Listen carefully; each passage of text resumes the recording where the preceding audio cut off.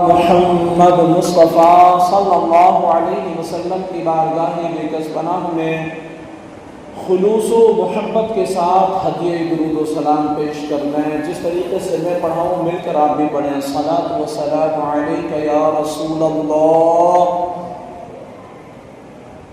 وعلی آلک و اصحابک یا حبیب اللہ.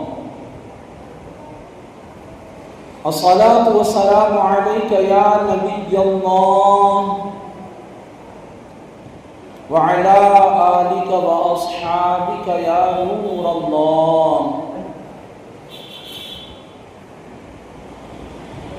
نویت سنت الاعتکاف. پیارے پیارے اسلامی بھائیو، جب بھی آپ مسجد میں داخل ہوا کریں تو اعتکاف کی نیت کر لیا کریں. اس کے بہت سارے فائدے ہیں.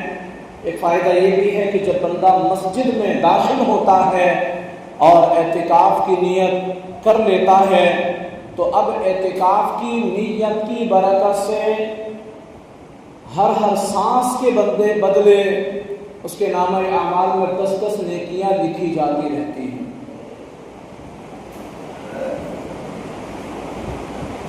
پیارے محترم اسلامی بھائیوں،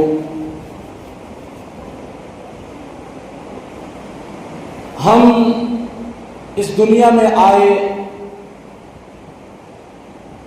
اور ہم کسی نہ کسی سے جی لگاتے ہیں، محبتیں کرتے ہیں،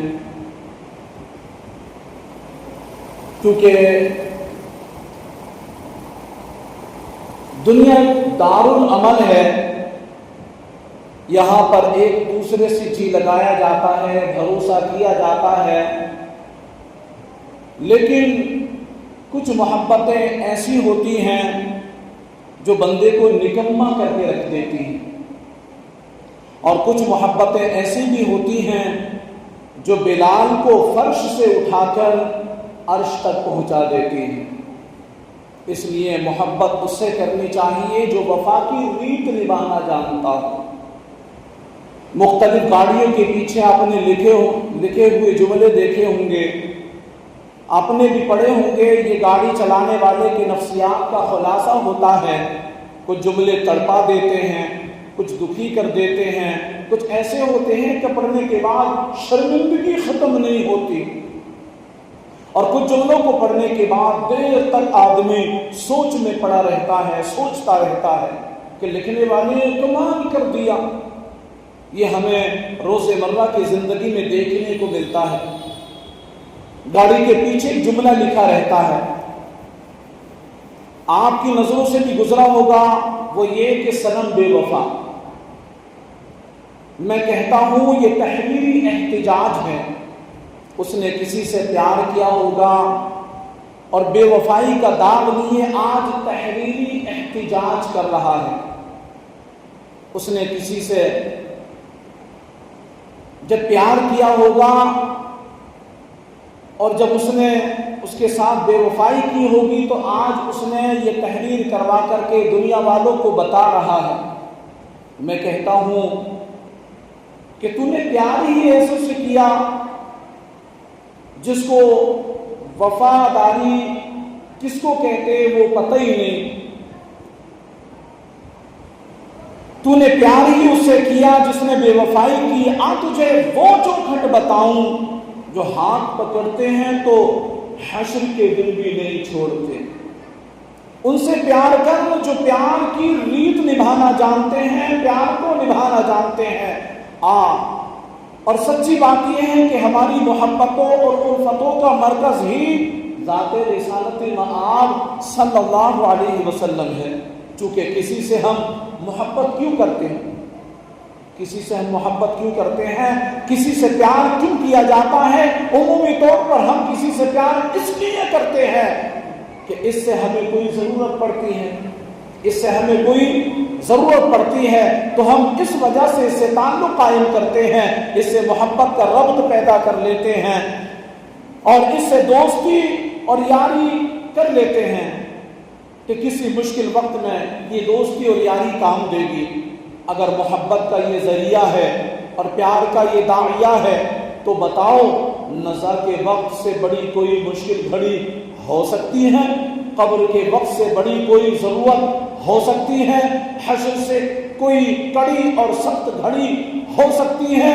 تو پھر جو قبر میں بھی کام آئے، نزا کے وقت بھی کام آئے، اور سرے محشر بھی کام آئے، جو صراط پر بھی کام آئے، جو میزان پر بھی کام آئے، اور جو ہر مشکل گھڑی میں کام آئے، اس رسول پاک سے ہمیں محبت کرنا چاہیے، اس رسول پاک سے ہمیں اپنے رشتہ محبت کو مضبوط کرنا چاہیے کہ یہ محبت دنیا میں بھی کامیاب کرے گی ہمیں، اور آخرت میں بھی انشاءاللہ ہمارا بیڑا پار لگائے گی۔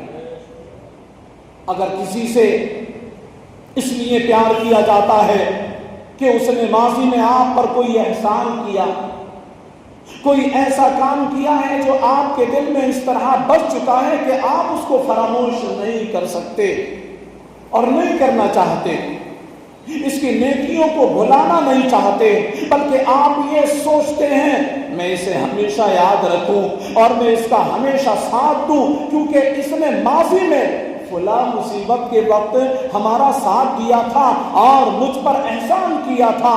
اگر یہ محبت کا داعیہ ہے، یہ محبت کا ذریعہ ہے، اور کسی سے پیار اس لیے کیا جاتا تو مجھے بتاؤ، اگر حضور تشریف نہ لاتے تو حضور کی تخلیق نہ ہوتی اور حضور دنیا میں تشریف نہ لاتے تو ہمیں خلقت وجود ہی نہ بخشا جاتا، ہمیں پیدا ہی نہ کیا جاتا، ہمارا دنیا میں کوئی وجود ہی نہ ہوتا، یہاں تک کہ دنیا کی کوئی شے پیدا ہی نہ کی جاتی۔ تو ہمارا یہ وجود، ہماری یہ تخلیق، دنیا کے یہ سارے نظارے، یہ چاند سورج ستارے، یہ زمین و آسمان، یہ لہلہاتا شجر و یہ لہلہاتا چمن، یہ شجر و حجر، یہ بحر و بر، یہ خشک و تر، یہاں تک کہ عرش سے لے کر فرش تک جتنی چیزیں ہیں سب کے سب حضور کی وجود کی مرہون منت ہے، یہاں تک کہ اللہ تعالیٰ نے حضرت سیدنا آدم علیہ السلام سے ارشاد فرمایا لولا محمد ما خلقتک، یعنی اگر میرے محبوب نہ ہوتے تو میں تجھے بھی پیدا نہ فرماتا۔ اللہ اکبر۔ اعلیٰ حضرت فرماتے ہیں نا، زمین و زمان تمہارے لیے، مکین و مکا تمہارے لیے، بنے دو جہاں تمہارے لیے، ہمارے یہاں تمہارے لیے، اٹھے بھی وہاں تمہارے لیے۔ اور پھر علامہ اقبال کہتے ہیں نہ ہو یہ پھول تو بلبل کا ترنم بھی نہ ہو، چمن دہر میں گلیوں کا تبسم بھی نہ ہو، نہ یہ ساقی ہو نہ میں ہو نہ غم ہو، بزم توحید بھی دنیا میں نہ ہو تم بھی نہ ہو، خیمہ افلاک کا استادہ اسی نام سے ہے، بزم ہستی تپش امادہ اسی نام سے ہے۔ تو کسی سے اس لیے پیار کیا جائے کہ اس نے ماضی میں کوئی احسان کیا، تو ہمارے اوپر احسان ہے حضور پاک صلی اللہ علیہ وسلم کے وجود کا، کہ ان کی تخلیق مقصود نہ ہوتی تو کائنات کو خلقت وجود ہی نہ بخشا جاتا۔ لولاک لما خلقت الافلاک، اگر وہ نہ ہوتے تو کائنات تخلیق نہ کی جاتی، کائنات کو پیدا ہی نہ کیا جاتا اگر ان کو پیدا کرنا مقصود نہ ہوتا۔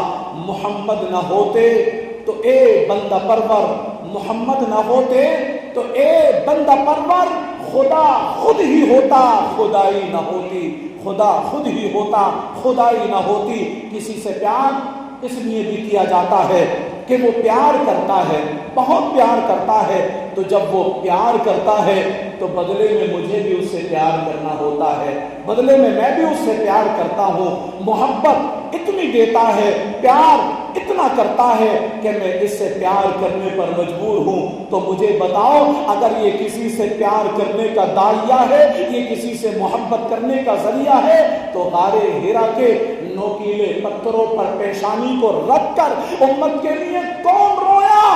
اس امت کے لیے ہاتھ پھیلا کر رب کائنات کی بارگاہ میں بخشش کی دعائیں کس نے مانگی؟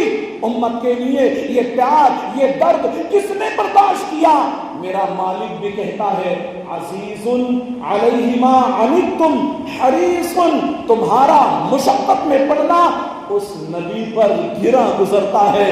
جب تم بے چین ہوتے ہو تو نبی آزردہ ہو جاتا ہے، مبتلائے درد ہو کوئی عضو روتی ہے آنکھ، مبتلائے درد ہو کوئی عضو روتی ہے آنکھ۔ کس قدر ہمدرد ہے، کس قدر ہمدرد سارے جسم کی ہوتی ہے آنکھ۔ اگر کسی سے اس لیے پیار کیا جاتا ہے کہ وہ اس سے پیار کرتا ہے تو اس دنیا میں آتے ہی امت کو کس نے یاد کیا، اپنی امت کو کس نے یاد کیا، اور ساری زندگی اس امت کے لیے بخشش کی دعائیں کون مانگتا رہا۔ حضرت فضل بن عباس فرماتے ہیں میں ان خوش نصیب لوگوں میں سے ہوں جنہوں نے حضور کو لحد میں اتارا، جنہوں نے حضور کو قبر مبارک میں اتارا۔ جب میں سرکار کو لحد میں اتار رہا تھا تو میں نے کیا دیکھا کہ حضور کے لمحائے نور ہل رہے ہیں، حضور کے لمحائے نور ہل رہے ہیں۔ اللہ اکبر! جب میں سرکار کو لحد میں اتار رہا تھا، لمحائے نور ہل رہے تھے، مجھے شوق ہوا میں سنوں اس وقت حضور کیا فرما رہے ہیں۔ اللہ اللہ! میں نے حضور جانے کائنات صلی اللہ علیہ وسلم کے منہ مبارک کے پاس میں اپنے کان کو لگا دیا، کان حضور کے ہونٹوں کے قریب کیے تو اللہ کی بارگاہ میں یہ عرض چل رہی تھی، اے مالک میری امت کا معاملہ میرے ہاتھوں میں کر دے، میری امت کی بخشش فرما دے۔ تو اگر کسی سے اس لیے پیار کیا جائے کہ وہ پیار بہت کرتا ہے تو جتنا پیار حضور نے اپنی امت سے کیا کوئی کر ہی نہیں سکتا، کوئی مثال ہی پیش نہیں کر سکتا۔ اس لیے تو اعلیٰ حضرت کہتے ہیں تو زندہ ہے واللہ، تو زندہ ہے واللہ، میری چشم عالم سے چھپ جانے والے۔ کسی سے اس لیے بھی محبت کی جاتی ہے کہ وہ صاحب فضل و کمال ہے، بڑا فضل اور کمال رکھتا ہے۔ اہل علم، شعراء اور ادبا اور بڑے بڑے لوگوں سے لوگ اس لیے پیار کرتے ہیں کہ صاحب کمال ہیں، صاحب شرف ہیں، ان کے علم کی وجہ سے، ان کے ہنر کی وجہ سے، ان کے کمال کی وجہ سے لوگ ان کو ہیرو مانتے ہیں اور ان سے پیار کرتے ہیں۔ اگر کسی سے محبت کرنے کا یہی ذریعہ ہے تو پھر بلغ العلا بکمالہ، بلغ العلا بکمالہ، جن جن بلندیوں تک میرے حضور پہنچے ہیں وہاں تک کوئی تصور بھی نہیں کر سکتا پہنچنے کا۔ اچھا، کسی سے محبت کا بہت بڑا داعیہ عمومی طور پر یہ ہوتا ہے کہ وہ خوبصورت بہت ہے، خوبصورتی کا مالک ہے وہ۔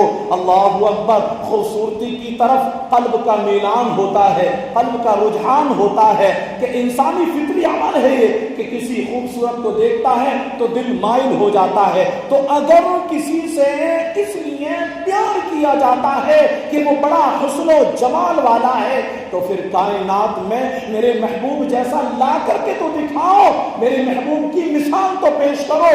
حضرت سیدنا ابو ہریرہ رضی اللہ تعالیٰ عنہ فرماتے ہیں کالقمر لیلۃ البدر لم ارى قبلہ ولا بعدہ مثلہ، کیا پوچھتے ہو 14ویں رات کا چمکتا ہوا چاند تھے میرے حضور، میں نے حضور جیسا نہ پہلے دیکھا اور نہ بعد میں دیکھا۔ اور حضرت ابو ہریرہ رضی اللہ عنہ فرماتے ہیں ما رأیت شیئا احسن من رسول اللہ کان الشمس تجری فی وجہہ۔ اور پھر حضرت حسان بن ثابت بھی خاموش نہ رہے، کہتے ہیں وَأَحْسَنُ مِنْكَ لَمْ تَرَ قَطُّ عَيْنِي وَأَجْمَلُ مِنْكَ لَمْ تَلِدِ النِّسَاءِ خُلِقْتَ مُبَرَّأً مِنْ كُلِّ عَيْبٍ كَأَنَّكَ قَدْ خُلِقْتَ كَمَا تَشَاءُ۔ اور حضرت جابر بن سمرہ فرماتے ہیں کہ 14ویں کا چاند چمک رہا تھا اور حضور لال دھاری دار چادر اوڑھے آرام فرما رہے تھے۔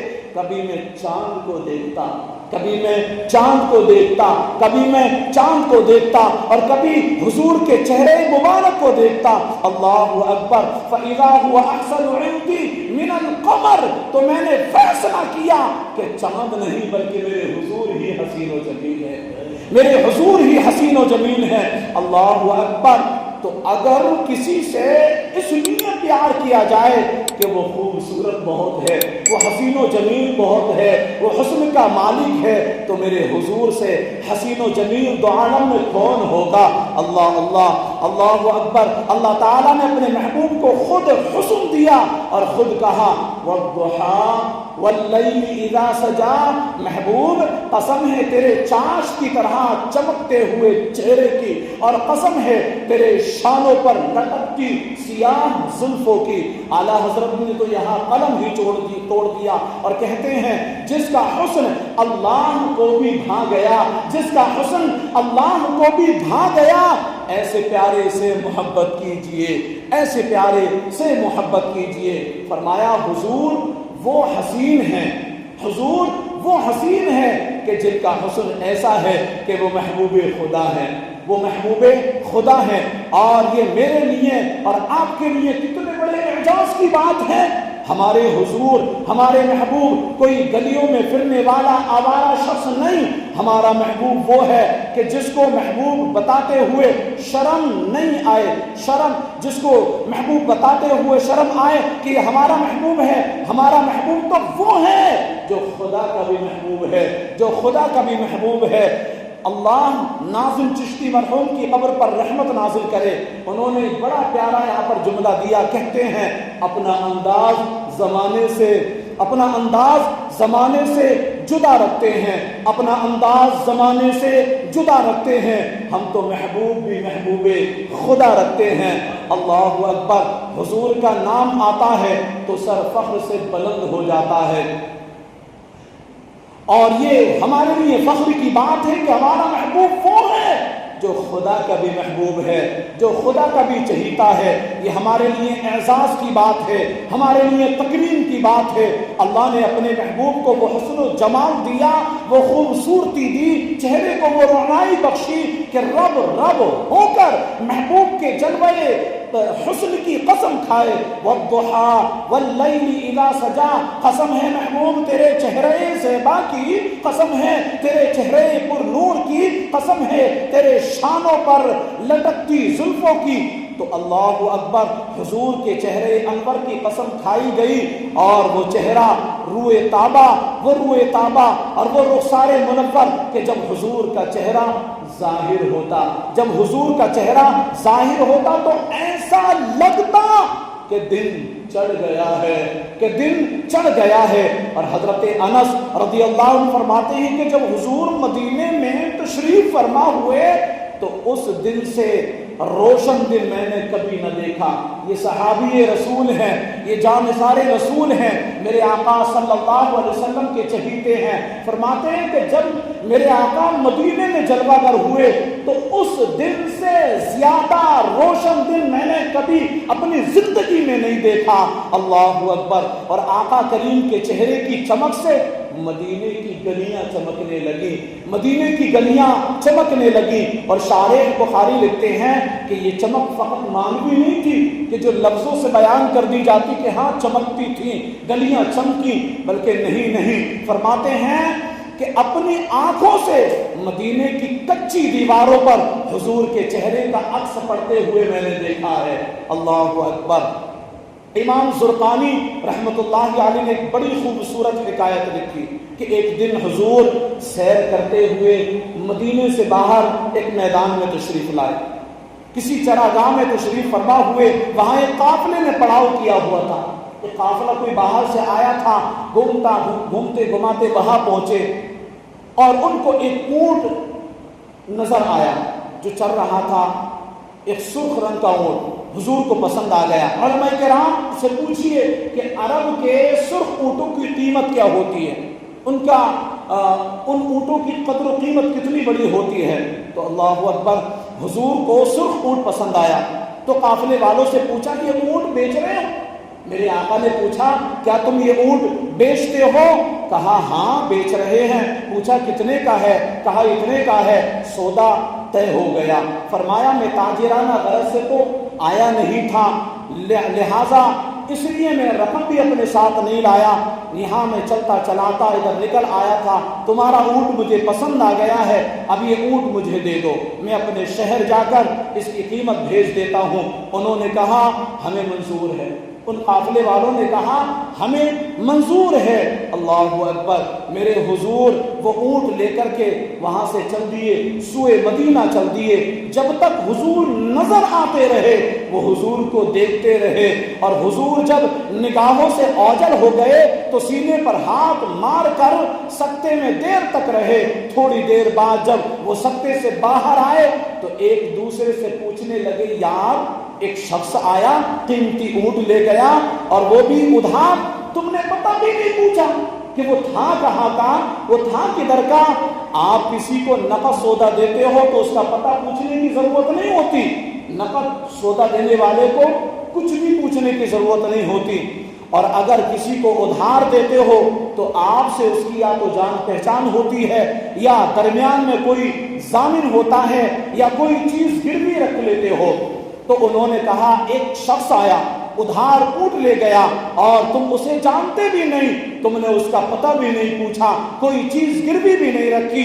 ایک نے کہا جب وہ باتیں کرتا تھا تو لبوں سے ایسے پھول جھڑتے تھے کہ وہ منظر میں دیکھتا ہی رہ گیا، اس میں کھو گیا، پتہ ہی نہیں چلا کہ وہ کب آئے کب چلے گئے، کب ان ہم سے بات کیے کب چلے گئے۔ تو دوسرا کہنے لگا جب وہ مسکراتے تھے تو سامنے والا جو پہاڑ ہے، وہ جو سامنے والا پہاڑ ہے، ان کے مسکرانے کی وجہ سے ان کی دانتوں سے جو روشنی نکلتی تھی اس روشنی کو میں نے سامنے والے پہاڑوں پر پڑتے دیکھا، بس میں یہ دیکھتا ہی رہ گیا اور مجھے پتہ ہی نہیں چلا۔ تو تیسرا کہتا ہے کہ میں ان کی زلفوں کے پیچ و خم میں کھو گیا۔ چوتھا کہتا ہے میں ان کی آنکھوں کو دیکھتا ہی رہ گیا، ایسی خوبصورت آنکھیں، ایسی بہترین آنکھیں، بس میں ان کی آنکھوں کو دیکھتا رہ گیا۔ اللہ اکبر، کہا ہم ان کے حسن و جمال میں کھو گئے اور وہ اونٹ ہانک کر لے گیا۔ امام زرقانی لکھتے ہیں سنو سنو، دل کے کانوں سے سنو، جب انہوں نے یہ بات کہی کہ اونٹ ہانک کر لے گیا تو اب تک خاموش بیٹھی قافلے کے سردار کی بیوی نے خیمے سے پردہ سرکایا تھوڑا اور پھر باہر اپنے سر کو نکالا اور کہنے لگی خبردار اس کے خلاف کوئی بات کی تو، خبردار اس کے خلاف اگر کوئی بات کی تو، اگر وہ قیمت نہ دینے آیا تو قیمت مجھ سے لے لینا، تو قیمت مجھ سے لے لینا۔ اللہ اکبر، تو وہ سب لوگ جو ہے چونکے اور کہنے لگے کیا آپ ان کو پہچانتی ہیں، کیا آپ ان کو جانتی ہیں، کیا آپ کی ان سے پہچان ہے؟ اللہ اکبر، تو وہ کہنے لگی نہیں نہیں، میں بھی ان کو نہیں جانتی، میں بھی ان کو نہیں پہچانتی، میں ان کو نہیں پہچانتی۔ تو پھر وہ کہنے لگے پھر ضمانت کیسے لے رہی ہو؟ کہا جب تم سودا کر رہے تھے میں نے خیمے سے جھانک کر اس کا خوبصورت چہرہ دیکھ لیا تھا، اور جس کا چہرہ اتنا خوبصورت ہو اللہ کی قسم وہ جھوٹا چہرہ ہو ہی نہیں سکتا، مجھے یقین ہے کہ وہ جھوٹا نہیں ہو سکتا۔ اللہ اکبر، تھوڑی دیر بعد جب حضور کے غلام تشریف لائے، حضور کے غلام جب تشریف لاتے ہیں تو پوچھنے لگے کہ قافلے والے وہ کون سے ہیں جن سے ہمارے نبی نے اونٹ خریدا ہے؟ انہوں نے کہا ہم ہیں۔ تو غلام نے کہا ہمارے نبی نے تمہاری ضیافت کے لیے کچھ کھجوریں بھیجی ہیں اور ساتھ میں اونٹ کی قیمت بھی بھیجی ہے۔ اللہ اکبر، انہوں نے کہا قیمت بعد میں لیں گے، تم قیمت اپنے پاس رکھو، پہلے ہمیں اپنے نبی کا پتہ بتاؤ کہ تمہارے نبی رہتے کہاں ہیں، کیونکہ ہم خود بک چکے ہیں، ہم خود بک چکے ہیں۔ امام زرقانی لکھتے ہیں پورا قافلہ اٹھتا ہے، پورا قافلہ اٹھتا ہے، حضور کے قدموں میں بیٹھ جاتا ہے، ایمان کی دولت سے سرفراز ہو جاتا ہے۔ تو پتہ چلا کہ حضور کا چہرہ تھا ہی اتنے خوبصورت، تھا ہی اتنا خوبصورت کہ اس کو دیکھ کر کے لوگوں کو ایمان کی بہاریں نصیب ہو جاتی ہیں۔ اور مسلمانوں، امام نبہانی نے لکھا ہے کہ ہر نبی کی مہر نبوت اس کے ہاتھ میں ہوتی تھی، لیکن میرے نبی کی مہر نبوت محاذ قلب پر چھپا کر کے رکھی گئی تھی۔ اس کی بہت ساری وجہیں بھی بیان کی گئی، بہت ساری وجوہات بیان کی گئی۔ ان میں سے ایک وجہ یہ بیان کی گئی کہ گزشتہ نبیوں سے کسی نبی سے کوئی ملتا اور اس سے مصافحہ کرتا تو اس کا ہاتھ مہر نبوت سے چھو جاتا، پھر وہ جان لیتا کہ یہ اللہ کا نبی ہے۔ لیکن حضور کی مہر نبوت کو چھپا کر رکھا کہ کوئی اگر دیکھے پھر مانے، پھر اس کی ضرورت نہیں۔ اس کی ضرورت نہیں، جو دیکھتے ہی پکار اٹھتا یہ اللہ کا رسول ہی ہو سکتا ہے، یہ اللہ کا محبوب ہی ہو سکتا ہے۔ دیکھنے والے کہا کرتے ہیں اللہ اللہ، یاد آتا ہے خدا دیکھ کر صورت تیری۔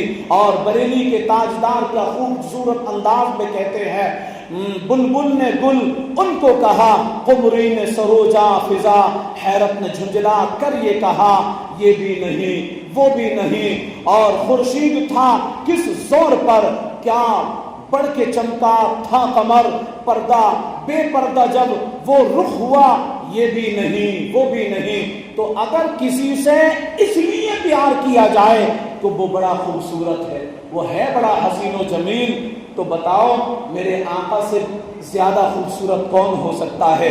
میرے آقا صلی اللہ علیہ وسلم سے حسین و جمیل کون ہو سکتا ہے؟ آپ کے ناخن کا بھی کوئی مقابلہ نہیں کر سکتا، آپ کے پیر کی انگلی کا بھی کوئی مقابلہ نہیں کر سکتا، میرے نبی پاک صلی اللہ علیہ وسلم کے پیر کے تلووں کا بھی کوئی مقابلہ نہیں کر سکتا۔ حضرت میمونہ بنت کردم فرماتی ہیں کہ میں حجۃ الوداع کے موقع پر اپنے والد گرامی کے ساتھ حضور کی زیارت کے لیے گئی، حضور کی زیارت کے لیے گئی تو میرے نبی پاک صلی اللہ علیہ وسلم اونٹنی پر بیٹھے ہوئے تھے۔